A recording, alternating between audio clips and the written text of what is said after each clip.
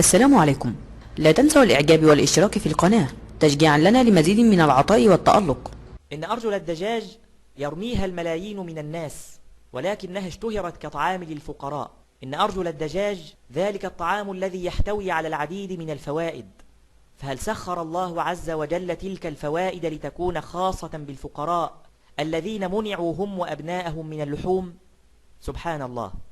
فحجم الفوائد التي وجدت في أرجل الدجاج كانت عديدة ومبهرة، حيث وضحت التجارب والدراسات أنها تعمل على السيطرة على ضغط الدم وتنظيمه، وقد أثبت ذلك من خلال مجموعة من الدراسات التي أجريت على بعض الفئران التي كانت تعاني من ضغط حاد في الدم، حيث تم إطعامهم أرجل الدجاج ليظهر تأثير أرجل الدجاج في السيطرة على نسب ضغط الدم العالية. وكانت تقضي التجربة باستخراج مادة الكولاجين من أرجل الدجاج، تلك المادة اللزجة، وتطعم للفئران، حيث أظهرت نتائج تلك الدراسة مدى استفادة الفئران من مادة الكولاجين التي قد ساهمت بشكل واضح في تنظيم ضغط الدم والسيطرة عليه، حيث انخفض ضغط الدم عند تلك المجموعة بسرعة كبيرة مقارنة بمجموعة أخرى تناولت محلولا ملحيا، حيث ظلت تعاني من إثارة 8 أسابيع.